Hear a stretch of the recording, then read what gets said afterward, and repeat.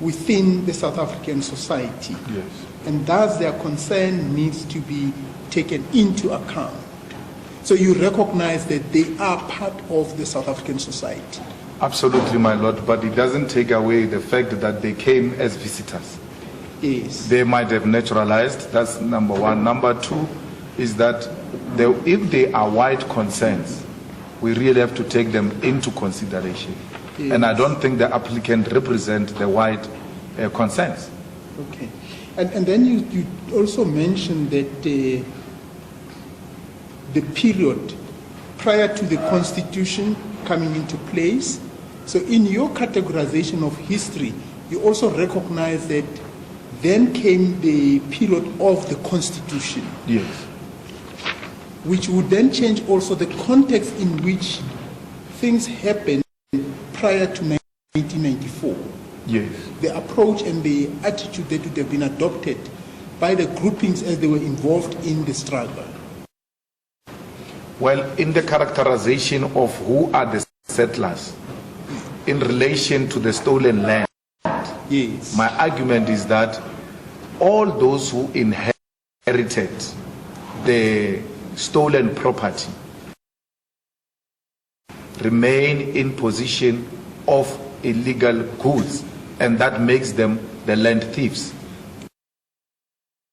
But we should take into consideration that there was 1994 political breakthrough, and therefore in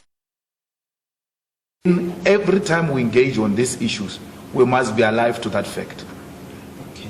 So in other words,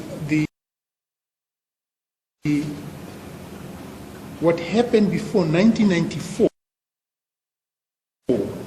when there was an armed struggle, yes, and what happened thereafter, the context changes in terms of the engagement. You can't use the same method. The format of the struggle and the nature of how it's going to be waged, it has to change. Yes. Hence, President Mandela in the 90s called for the suspension of armed struggle to give way for the negotiations. Yes. So you're saying after the 1994, even though you obtained political independence, yes, the struggle still continues. Absolutely. And the method used in the struggle prior to 1994 would be different to the struggle now that's been used after 1994 in the Constitution. Absolutely.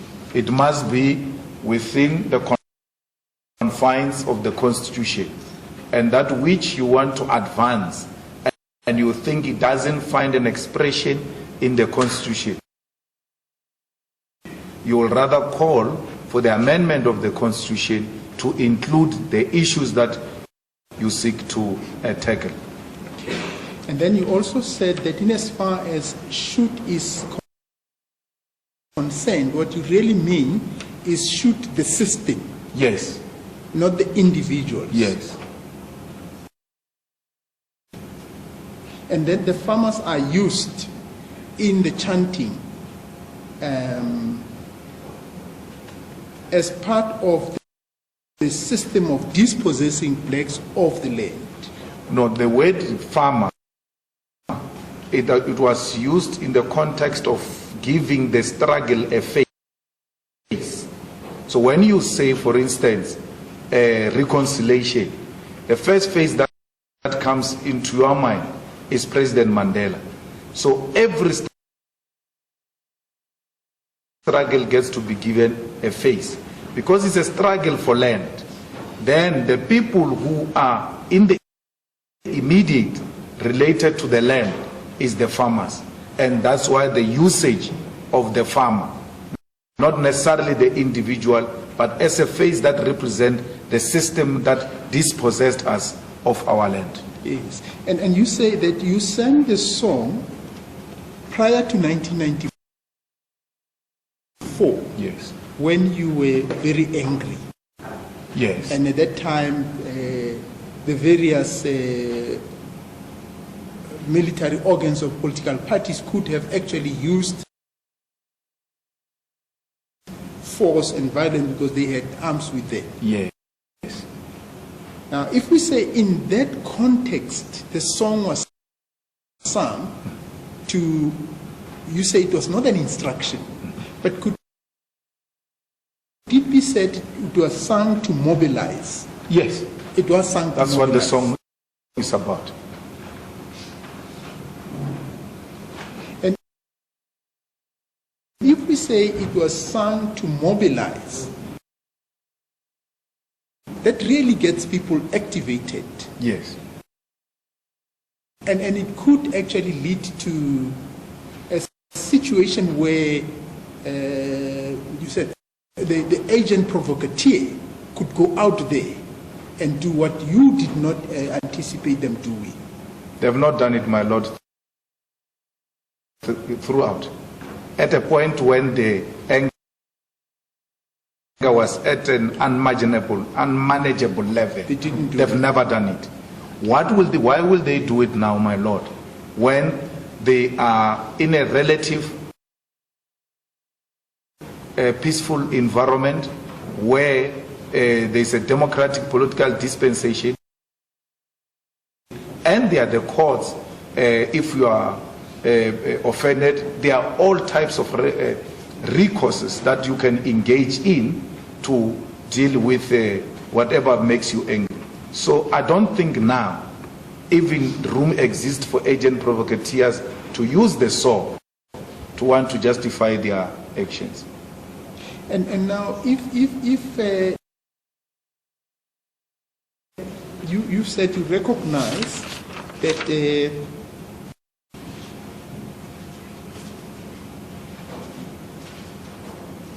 the white farmers would be a group that exists in the South African society, and if they are concerned, and I don't want us to go into the issue of those who are racist, but just if they are concerned, those concerned,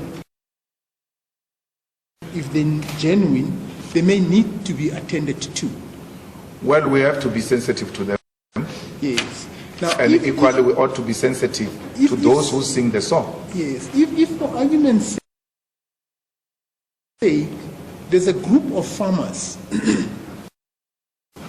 that, and I'll use a hypothetical case. If there is a group of white farmers that are known to be committed to the new dispensation, the constitutional system, but they come to EFF and say, we're scared when we hear this song being sung. What would be your view on that? We'll tell them they've got no reason to be scared, because this song was sang at a point when our people were extremely angry and they've never attacked any farm. And now they are singing it now in a very relative, peaceful South Africa, where people have come to embrace the principle of reconciliation and coexistence. So they've got no reason, none whatsoever, to be worried about. Because, my Lord, if they are going to be sensitive to the struggle songs, then they will have to be sensitive to all the struggle songs. Because all of them talk about killing, all of them talk about guns, all of them talk about all manner of violence. Unfortunately, we never sang songs of love in the struggle. There's no single one. If any, there is a one that I hate, which makes us look like victims when we've got warriors who came before us. That one of Senzina, you know Wenzin. Why are you asking the question Wenzina? So I don't like that one, because it creates an impression of victimhood. We're children of warriors. We're not victims. We can fight our own battles. So majority of the songs, unfortunately, my Lord, they speak violence, they speak guns, they speak about boas. But The songs that were sung, in particular also this song,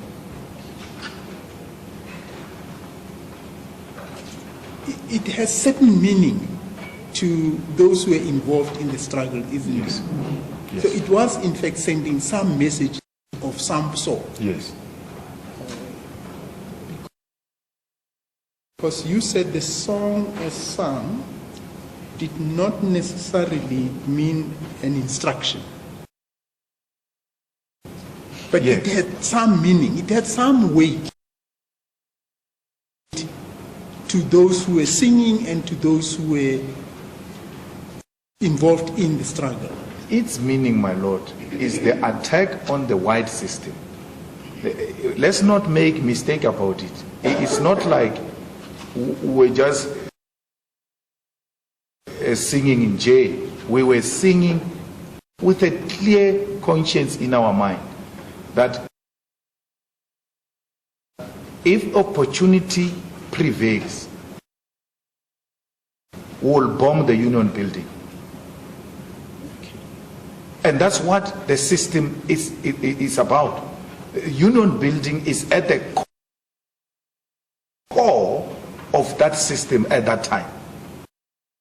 So that was very clear in the mind of those who sang the song. Yes. But there were some of the songs, and I know it's not been raised here, but just out of interest, there were some songs which were sung, as I say, that was sending a message, for example, or in fact recording some kind of a historical event, like Dobole Bonulase Angola.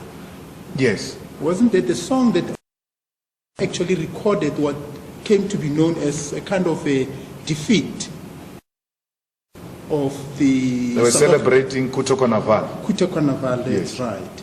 But there was also a song which was saying, just before Mandela was released, which said,